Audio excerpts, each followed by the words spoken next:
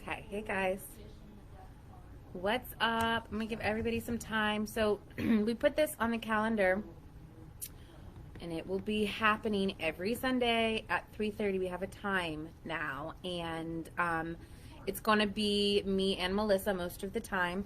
This week it didn't work out because she has a class, so it's just me today. But we're gonna have different topics every week. We're going to be talking about things that are relevant to what's happening energetically, things that are relevant to what's happening over the course of the month, what our themes are. This month we are talking about healthy love, healthy relationships.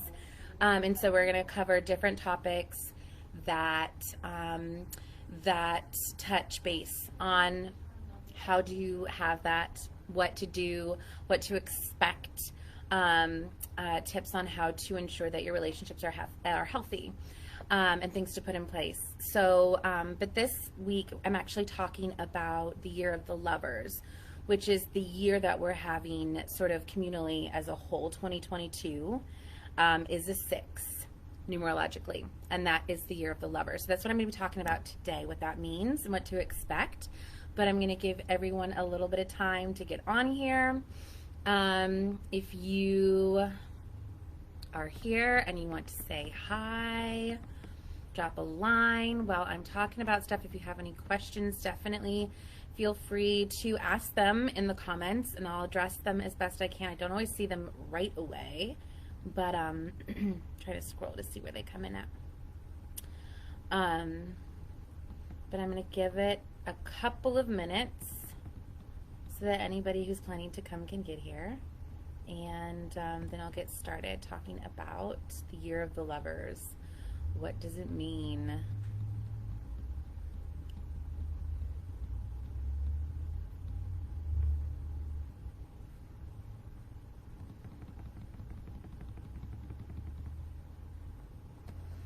Like I said, it's usually going to be me and Melissa doing these together, sort of discussing topics.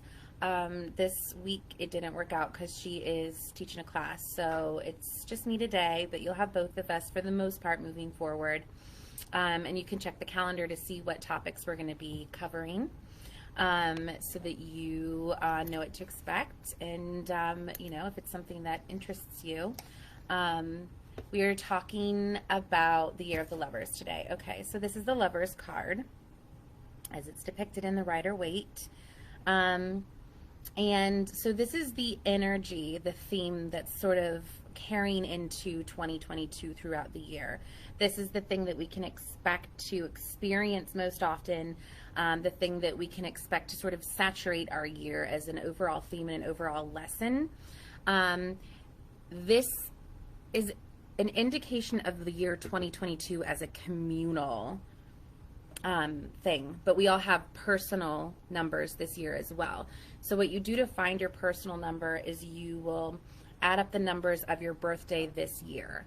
So my birthday is June 5th, and so I would take 5 plus 6 plus 2022, and then keep doing that until I get a single digit number. So for me, it's an 8, it's strength. That gives me some insight into how my personal year is going to be interacting with the lovers, which is a communal year. So it gives me more insight into what to expect for my year. And if you need help doing that, definitely stop by. We can help you with that. We can help explain it to you. But I'm just going to be talking about the year of the lovers right now. So what this means, the lovers card has lots and lots of layers. Okay, there is not just one thing to say about this card, but the thing that stands out the most and that feels like the most important to talk about the lovers card are soul contracts and soulmates, which is a concept that gets confused, that people use inappropriately or use in a smaller scale than what is truly the reality of soulmates. So soulmates and soul contracts, we're not talking about just one person. We're talking about several people who will come in and out of your life during the course of it, who you have an agreement with, that you have a contract with, who is meant to come into your life for a specific purpose. And that purpose will not always be romantic. That purpose will not always be forever. That purpose will not always be entirely pleasant. They are people that we've made agreements with before we entered into this life cycle, and made contracts with about what roles are we going to play for each other in order to help the other person on their path and on their purpose here. Because the Lover's card at the root of it is about our purpose, our heart's purpose, the thing that gives us fulfillment and meaning in life. And our lovers, our soul contracts, help us to grow into our highest potential so that we can be on that path. Some of them are here for a long time. Some of them are not. Some of them are here for a good time. Some of them are not. But what you can expect this year is that a lot of contracts are up, okay? So soul contracts with people who are already in your life, you may be closing out that contract. You may have fulfilled what you intended to fulfill with each other. You may have completed the terms of that contract this year. And you may be moving on from those people. And that the confirmation that I keep getting through readings, I've been doing year ahead readings and my own readings, is that the first quarter of the year is really heavily about that. It's about the contracts that are ending, that we're voiding, that we've completed, that are no longer active in this lifetime. And there's going to be quite a bit of loss associated with that. And that's going to be concentrated mostly on the first quarter of this year. And so letting go is going to be really important. One of the things that keeps coming up through these readings is that, you know, when we have determined that we want something, that something is important to us, that we have a desire for something, a goal, a purpose in our life, then we have to act in accordance with that. So when things come into our life, opportunities, offers, people that aren't in alignment with that, what we have said that we wanted, then we have to turn them down. We have to continue to create space for what it is we have said that we do want. And so people will be coming in during the first part of this year, and we may feel a connection to them. We may feel drawn to them. We may feel like we've known them before. We may feel excitement over that person. But if they are not in alignment with, and if they pull you further from your purpose, we are going to have to let them go. This is another element of the Lover's card, is about temptation. It's about making a decision about something, a commitment to something. And then you don't just make that decision and then, okay, great, I said I want this, and that's done. I stated my case. You have to continue to choose that thing over and over and over again when temptation comes in, when new people come around, when things come in to sort of like knock you off your path. We have to continue to act in accordance with what we have said that we wanted. And anything that pulls us away from that purpose is not in alignment with it. We have to let go and release. And some of these soul contracts are about that, just about strengthening our commitment to our purpose and what we have said that we wanted. And that's mainly what the first quarter of the year is going to be about. So contracts that with people who have already been in your life coming to an end, and the new people coming in that are quick turnover, in and out for a purpose. Later in the year, we'll be getting a lot more of contracts that we have made but haven't come into our lives yet this cycle.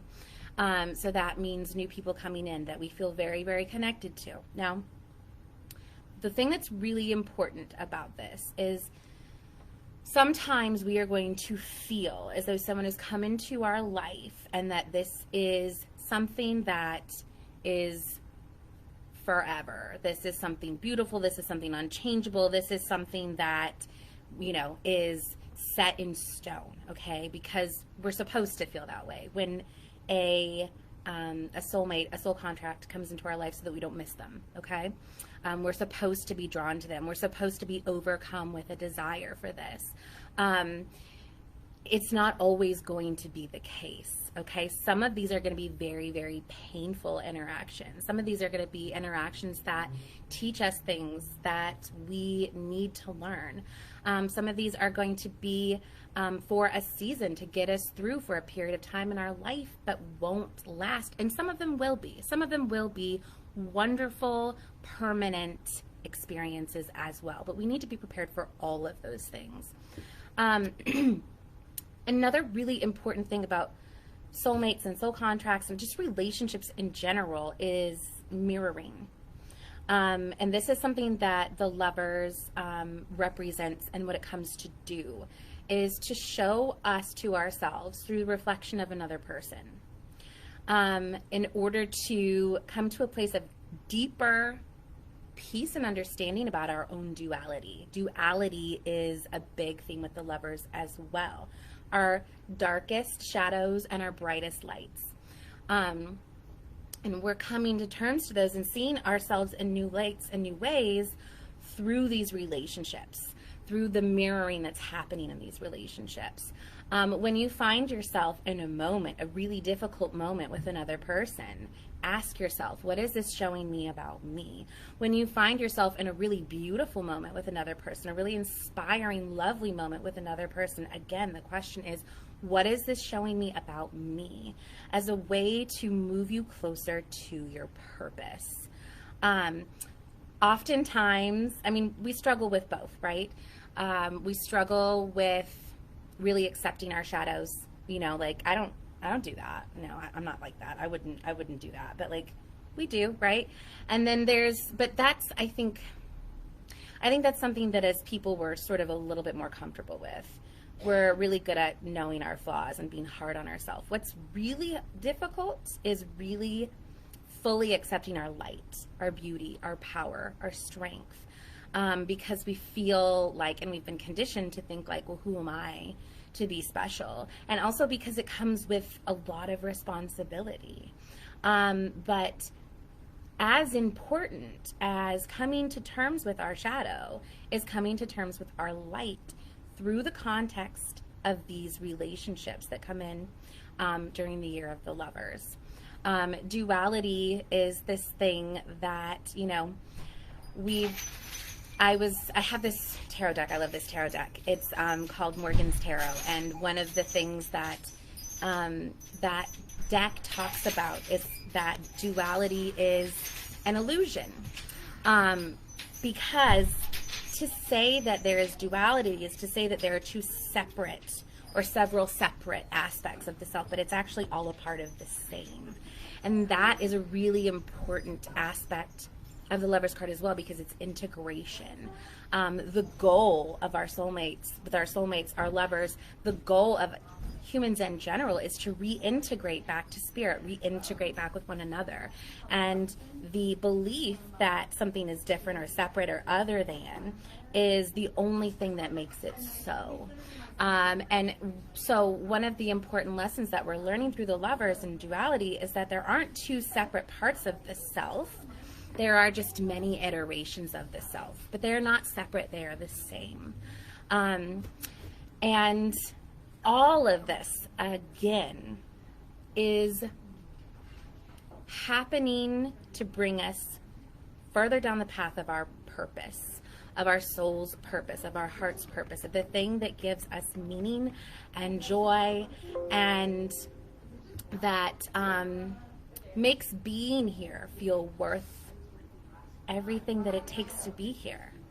So thank you guys for dropping in. Next week we'll probably be on for a little bit longer, but I feel like that is a good solid amount of information to sit with the Lovers. It's a heavy topic and it can be kind of scary. So sit with that. If you have any questions, come in, talk to us. If you need help finding your personal year number, come in and talk to us. And then next week at 3:30, Melissa and I will be here. We are going to talk about what not to love about love. So toxic kinds of love and how it's different from healthy love. So I love you guys. Thanks for stopping in. And leave a comment. I didn't see any. Maybe you left them, but they didn't come through. If I see them later, I will definitely get back to you.